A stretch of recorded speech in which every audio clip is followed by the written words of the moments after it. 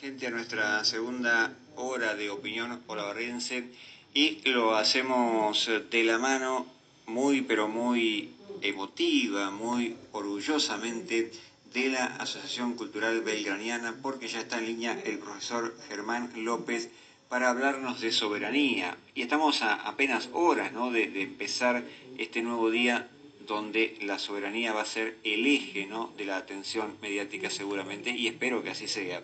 Profe, buenas tardes, ¿qué tal? Buenas tardes, Mario, ¿cómo andás? Un placer estar nuevamente en tu programa. Bueno, para mí también es un lujo enorme que vos nos acompañes, que la entidad que vos presidís confíe en nuestro espacio. Y bueno, un poco la mirada hacia adelante, profe, ¿no? Yo decía recién, ojalá mañana los medios hablen de soberanía, ¿eh? Esperemos que sí. Ujú, Yo no tengo muchas esperanzas, pero esperemos que se hable de soberanía, ujú. aunque se ha renunciado a hablar de soberanía desde hace mucho tiempo. Claro, claro, sí, sí, Pero sí, sí. bueno, mañana, 20 de noviembre de 1845, conmemoramos el aniversario de la batalla de Obligado, Ujú, eh, donde los argentinos luchamos, cuando no, contra el invasor inglés, ¿no? Que ujú, fue, es y será nuestro enemigo histórico, ¿no es cierto? No hay otro. ujú. Y esto tiene que quedar bien en claro, porque cuando una generación le transmite las cosas valiosas a la generación venidera, habíamos hablado justamente de la tradición la vez pasada, esta transmisión de cosas valiosas, es decir, los padres le transmiten a sus hijos las cosas valiosas, las herramientas que le permitirán desarrollarse como generación. Una de ellas, y tal vez la más imprescindible, es saber quién es su enemigo, ¿no es cierto? Porque decía Carl Schmitt, ese gran jurista alemán, la relación política por excelencia es la relación amigo-enemigo. Y en esto no nos podemos confundir, porque se pone en juego la supervivencia de una nación. Entonces, el 20 de noviembre, el Día de la Soberanía, conmemoramos un aniversario más de esta batalla que significó el impedimento por parte de un gobierno soberano de la intromisión violenta de una potencia extranjera en territorio argentino. Y esta batalla fue la Vuelta de Obligado, una gran gesta, es decir, un hecho memorable, ¿no? Uno de los tantos que tenemos los argentinos antes de abandonarnos a la decadencia y a la ignominia, ¿no?, y al renunciamiento de un destino promisorio. Porque si hay algo que nos ha sucedido es que hemos renunciado al sueño de ser un gran país. Por lo menos esto se ve claramente en los sectores dirigenciales, no así en la gente común. Pero hay una dirigencia que ha buscado, porque hemos renunciado, ¿no? Hemos renunciado desde el advenimiento de la democracia a esta parte a hablar de soberanía. No solamente hemos renunciado a hablar, sino también hemos renunciado a ejercerlo.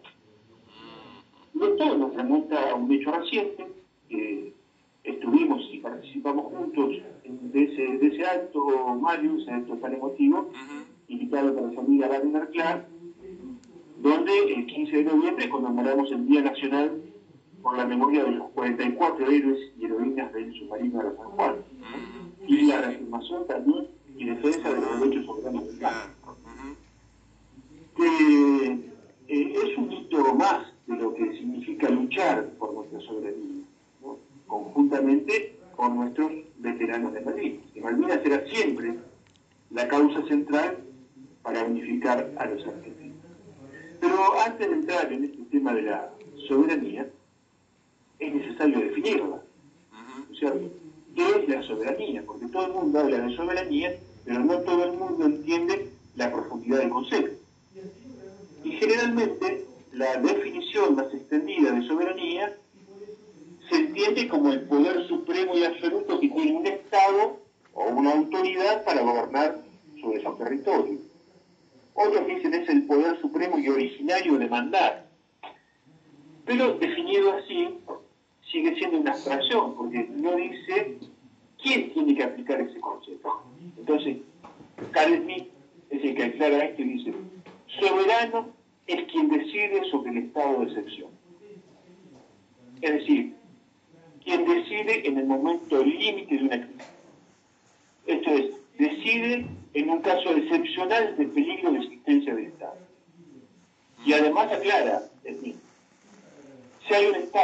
si un Estado no está en condiciones de declarar el estado de excepción, no es Estado. Es decir, que si no podemos declarar el estado de excepción en una parte de nuestro territorio, porque está discutido, porque está en conflicto, porque no se puede ejercer el control fehaciente e incuestionable, ese Estado se encuentra en peligro de disolución. Y si el Estado argentino tiene inconvenientes para declarar el estado de excepción, por ejemplo, el mar argentino, en una parte de su territorio, en una parte de su espacio aéreo, en una parte de su frontera, en una parte de sus puertos, en una parte de sus ríos, estoy nombrando lugares donde el Estado argentino tiene dificultades hoy para ejercer el control efectivo, eso significa que ese Estado se encuentra en peligro de disolución. Tal es así que recientemente hemos escuchado a gobernadores de algunas provincias importantes decir que sería mejor que esa provincia no perteneciera a la República Argentina. Sí. Y se dice esto con total impunidad, sin tener ninguna contundencia, ¿no? Y esto ocurre porque la soberanía no se ejerce. Y no se ejerce porque desde hace muchos años el discurso político ha renunciado a hablar de soberanía. Y cuando se renuncia a ejercer la soberanía, se renuncia al mismo tiempo a ejercer la política. Por eso, Alberto Vuela, en su libro Hispanoamérica contra Occidente, dice, si no hay nación soberana, no hay política. Significa que una nación tiene que ejercer el control de su propio destino y decisiones. No tiene que estar subordinada a intereses foráneos. O sea, una nación subordinada a objetivos ajenos que no responden a los intereses y al bien común de su pueblo o de su gente, su dirigencia política a partir de ese momento se transforma, en el mejor de los casos, en buenos administradores de una colonia. Porque no tiene el control de sus recursos, no maneja el control de sus recursos. Y bueno, hubo muy pocos momentos en nuestra historia donde se ejerció la soberanía plena de nuestro país. Y uno de ellos fue la época de Juan Manuel de Rosas, el brigadier general, que fue durante su segundo gobierno, o sea, estamos hablando de 1835 a 1852, cuando durante este periodo la Confederación Argentina, que así se llamaba nuestro país en aquella época, Confederación Argentina constituida por 14 provincias, se enfrenta con las dos primeras potencias mundiales de la época, Francia y Gran Bretaña juntas. ¿Qué querían estas potencias? Bueno, querían navegar libremente en los ríos interiores de nuestro país para poder comerciar sus mercancías. ¿Y quién se va a imponer a esta intromisión? El espíritu de la Pampa, dice el historiador José María Rosas. Habíamos hablado del gaucho también la vez pasada. Es el espíritu de la Pampa. Fue el momento donde se cumplió el precepto de Martín Fierro. Tiene el gaucho que aguantar hasta que lo traiga el hoyo o hasta que venga algún criollo a estas tierras a mandar. Y con Rosas vamos a ver cómo gobierna un criollo y cómo manda un criollo. ¿Por qué? Porque mientras acá ocurría la batalla de Obligado, es decir, el avance del imperialismo británico en Hispanoamérica, al mismo tiempo, en China se producía la guerra del opio. Entonces, como China era una potencia comercial que se autoabastecía, no le compraba nada a Occidente, pero le vendía porcelana, le vendía té, le vendía seda. Entonces, el Imperio Británico, para equilibrar su balanza comercial, diseñó una estrategia que consistía en introducir el único producto que los chinos no producían, y que podían consumir, que era el opio. Cuando los chinos se dieron cuenta que el narcotráfico se había metido en su frontera y que esto desequilibraba su balanza comercial, porque salía más dinero del que entraba, quisieron prohibirlo y cerrar todos los puertos al comercio de opio. Pero ya era tarde.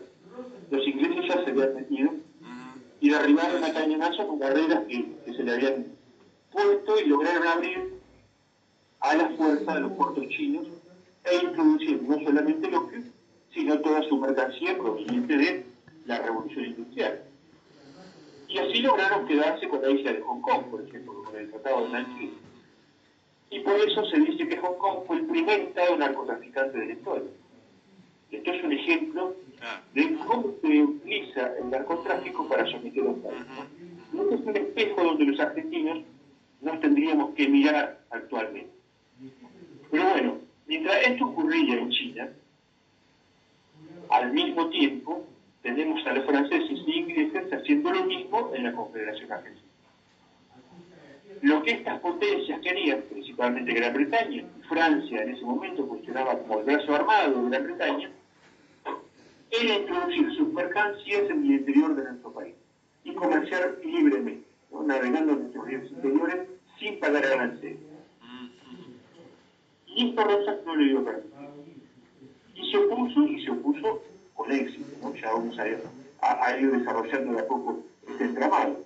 Entonces, cuando uno ve cómo le fue a China en su confrontación con Gran Bretaña en la guerra del opio, puede apreciar la real dimensión y magnitud de lo que hizo Rosas por la defensa de nuestro país.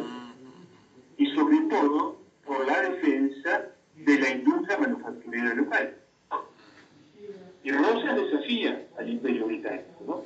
Y lo desafía con la impertinencia y la irreverencia del criollo, ¿no? Que no respeta y no cree que pueda haber alguien superior a él.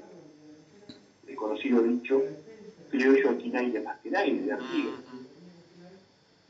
Por eso, cuando el enviado británico vino a ponerles condiciones para liberar el comercio, Rosas rechaza de plano la negociación y ordena que en esa reunión diplomática se sirviera mate criollo dejando de lado el protocolo europeo. Un claro mensaje de que nuestro país se mantendría fiel a las costumbres y tradiciones criollas sin intervención extranjera. Entonces Rosas es un claro ejemplo que cuando se actúa con patriotismo y desde el interés nacional, las cosas se pueden hacer, independientemente de con quién se esté confrontando. Porque hay que hacer lo que hay que hacer, salga tuerto o derecho, como decía San Martín. Y no hay que esperar a que se dé la famosa correlación de fuerza que nunca llega, claro, y que son sí. todos argumentos falaces para no hacer nada, ¿no? Con el famoso, no nos da la correlación de fuerza, no hacemos nada. Sí. Y nuestra historia está plagada de hechos donde se obtuvieron victorias estando en inferioridad de condiciones. Un claro ejemplo de esto fue el Libertador General San Martín. Y no es casualidad de que San Martín le haya ligado, y lo deja por escrito en su testamento, el sable que nos dio nuestra independencia. ¿No? Le vamos a dedicar un programa a esta relación de San Martín con Rosas, pero le deja legado su sable, ¿no? Entonces, con Rosas, el espíritu de la Pampa entra al gobierno. ¿Y qué significa que el espíritu de la Pampa entra al gobierno? Que entra la idiosincrasia del hombre del campo, del criollo. Rosas tenía una máxima que decía: ni alborotadores, ni cuscos, ni doctores. Ni alborotadores, aquellos que promueven el desorden, ni cuscos, en referencia a los perros, pero que aplicado a las personas se refiere a aquellas personas serviles y aduladoras, ni doctores, es decir, aquellas élites ilustradas, europeizadas, que nunca comprendieron a su pueblo. Ni alborotadores, ni cuscos, ni doctores.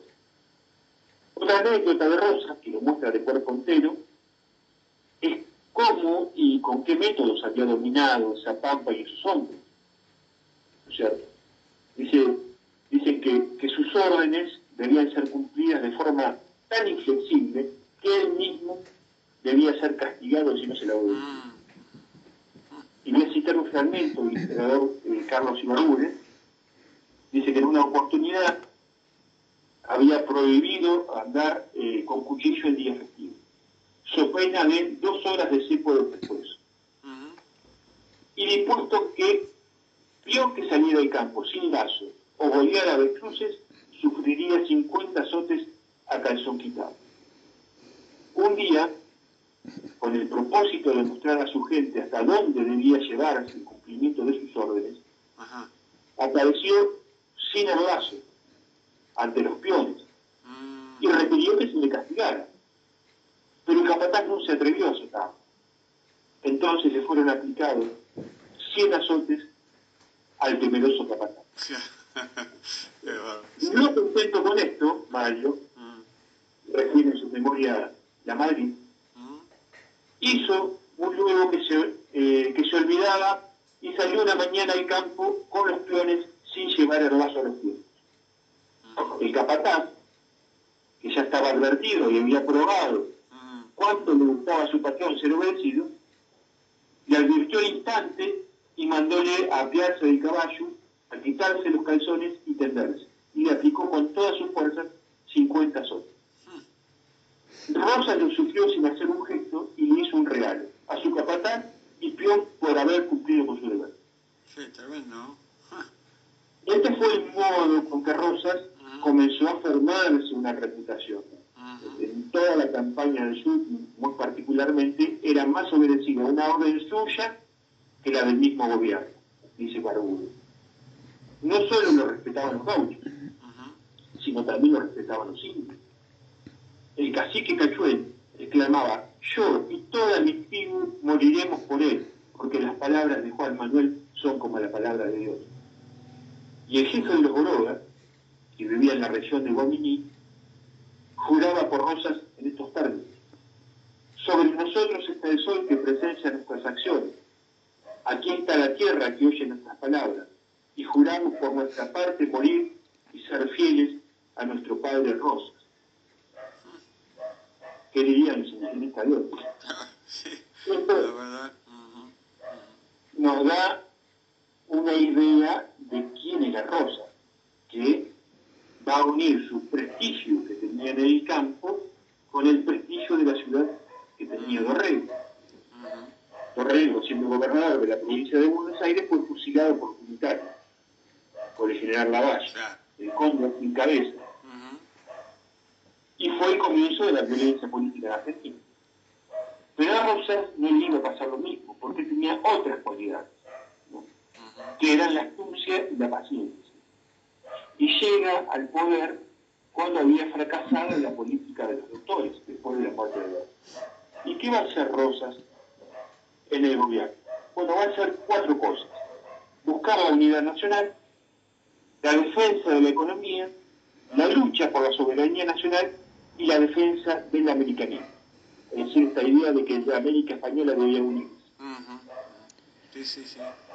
Qué barbaridad. Como lucha por la defensa de la economía y la soberanía nacional, lo vamos a ver, si te parece, Mario, en el próximo programa. Perfecto. Pero me interesaría enfatizar esta idea de no confundir quién es nuestro enemigo histórico. También esta idea de que soberano es quien decide sobre el estado de excepción. Rosas decidió sobre el estado de excepción. Sí. Y que no hay nación soberana, si no hay nación soberana no hay política, ¿no? Y que la lucha por la soberanía implica la defensa de la economía y la integridad territorial. Claro. Entonces, bien. El lunes que viene, si te parece, vamos a desarrollar los pormenores de esta confrontación con el Imperio Británico, que es muy interesante. Listo. Una barbaridad, profe, realmente para alquilar balcones como siempre, y me quedo rumiando todo esto porque sinceramente uno va encontrando parangones y diferencias, ¿no? con la época actual. Gracias, profe. Muchas gracias a vos, Mario, un abrazo grande y un saludo a todos. Un abrazo.